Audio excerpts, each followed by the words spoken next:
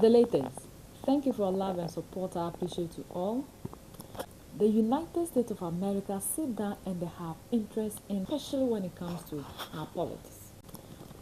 We sit here and always wonder why these people have interest in everything that has to do with the Africa. Jeffrey Sachs, an economist of the United States of America, has given us all the answers that we need.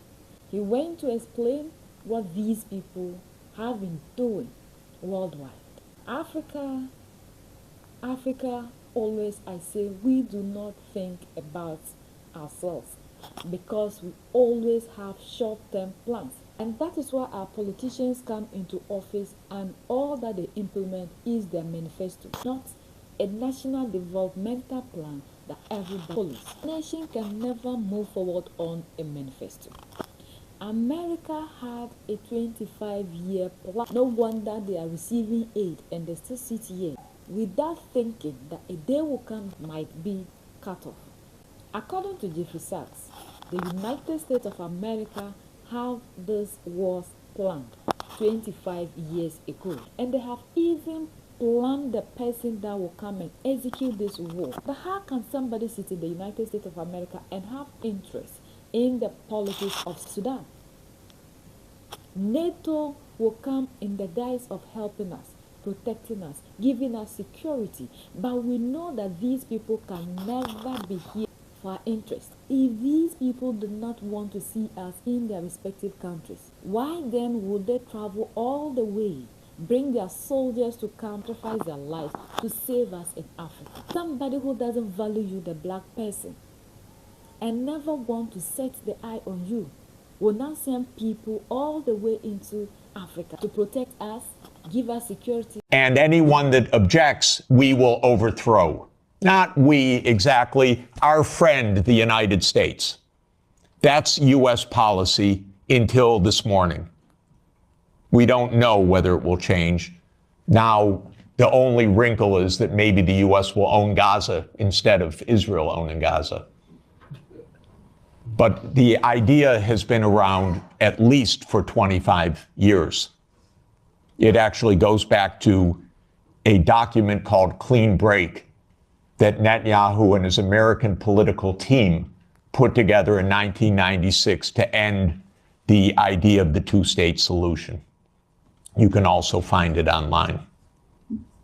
So these are projects. These are long-term events. These aren't, is it Clinton? Is it Bush? Is it Obama?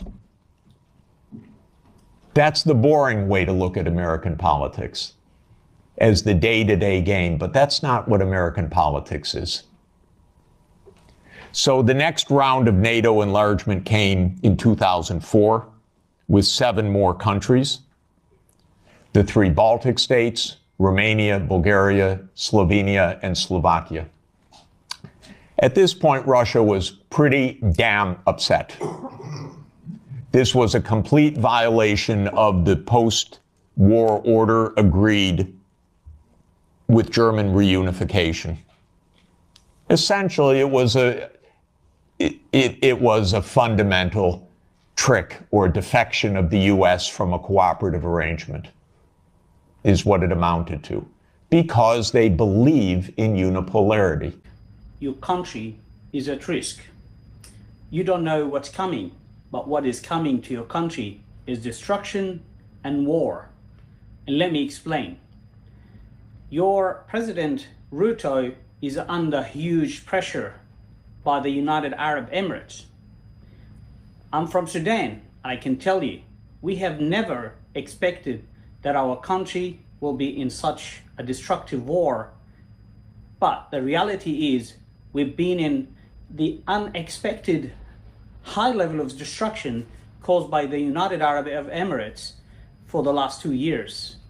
And we've never thought that the UAE will ever do that to us until it became a reality. We've seen the actions of the UAE in Yemen. It destructed the whole country. We've seen the UAE actions in Sudan, in Libya, and in other countries. The UAE is not what you think it is. UAE is not what is Dubai looks like. Explaining to you in more details, Mr. Ruto brought the RSF, the genocidal group. Hang on, I'm not saying that the RSF genocidal because I just don't like them. You can go back and search why Mr. Hemeti is in the list, the blacklist of America, and that he is now confirmed and wanted for mass destructions, targeted killings, and ethnic cleansing. Yes, you've heard me right. He thinks he's an Arab, and he thinks that he is superior to the Africans of western side of Sudan. So he is killing African descents and targeting them. And it's unfortunate that Mr. Ruto supports all that, and he provided a platform for such a genocidal group. Now, he didn't do that because he really wanted it. He's under pressure. And he's under pressure because his hands are actually dirty. He was part of gold smuggling deals. Yes, you've heard me right. And I didn't say that myself. It's actually your previous vice president and your previous foreign minister himself went out on plain TV and explained that Mr. Ruto is engaged into gold smuggling operations that are illegal. They smuggle gold from Sudan, they bring it to Kenya, and then they resell it to the world as a Kenyan based gold or mined gold. Now, what will happen is that Ruto is under pressure to legitimize this genocidal group, and soon the UAE will start interfering into your politicians, buying them one after the other with millions of dirty money, just like Mr. Ruto, which no doubt his actions, the erratic, irrational actions of him in the last few weeks are just based on the UAE dirhams that put him under huge pressure, and because of the dirty deals he was involved in, and he doesn't want it to go out on the surface. So he's pushed to accept and legitimize the RSF group. Now let me tell you what that means for you and for every regular Kenyan and to the Kenyan government. RSF destroyed Libya, Chad, and Chad now is also not a sovereign country anymore. It's part of UAE. The Chadian president is just a UAE puppet, and the same will be for Mr. Ruto. Central Africa is almost gone as a country. Sudan is fighting back this project and making sure that we maintain the sovereignty of our country. Now, you need to act immediately. It's meant in few hours that the RSF group meant to hold another meeting in one of your famous halls in Nairobi to disgrace the history of Kenya, to disgrace the politicians and the whole meaning of being a free sovereign country. And they will hold another meeting in your Nairobi, in your loved Nairobi, and they will announce a parallel government. That is an act of war. That is illegal. That is diplomatically called a diplomatic crisis. And Mr. Ruto is pushed to do that. Now, this might be too bad for the Sudanese people, but for you, basically, regular Kenyans, you might think this is not related to you guys and it's out and off your shores. No, you gotta be worried. UAE likes your gold, likes your country, likes the mining sector in your country, because UAE thinks they are the superhero of mining in the world now. And soon, if you don't act today, if you don't act pretty much in few hours, UAE will take over your country. And if you resist, you are gonna face a similar war, just like the Libyan people did, just as Sudanese people are doing now, and just like the Yemeni people and Central Africa and many others. UAE has interfered in the Horn of Africa, caused it complete chaos, And it's just not stopping. They don't understand, they don't stop, nothing will stop them. The killing, the destruction, the millions of, displacement, the largest crisis in the world didn't stop them. Kenyans' lives means nothing to UAE. Sudanese life meant nothing and means nothing to the UAE, and many other lives, innocent lives, that has been taken. These people have plans that they are executing. These people will only come here because of their interests, what benefits them. According to Jeffrey Sachs, these people started whatsoever in 2001. And when they started it, Putin was angry when they planned all these things that they want to do. If not because of Putin, what we are seeing in Mali, Niger, and Burkina Faso wouldn't have come to pass. Our leaders and heroes would have been history by now, like what they've done to Gaddafi. Russia has always stood for us.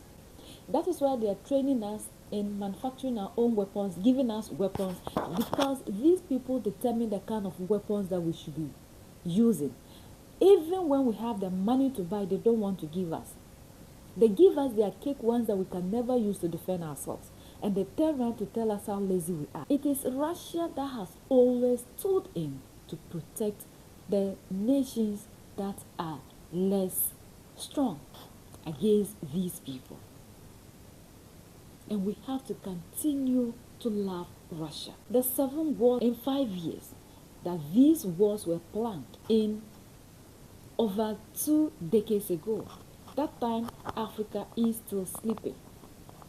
And these people are doing everything possible to make sure whatsoever plans that they have will manifest. But how do we move ahead when we always have these people in our midst? In our meetings, AU meetings, ECOWAS meetings, SADC meetings, and name all of them. These people are always present in the affairs of Africa. And that is why they are fighting Mali, Niger, and Burkina Faso, because we have to cut them off completely from the affairs of Africa. Until then, we can never progress and we can never move forward. How can you always plan and your enemy is in your midst? They will always know your moves. This man has revealed so much.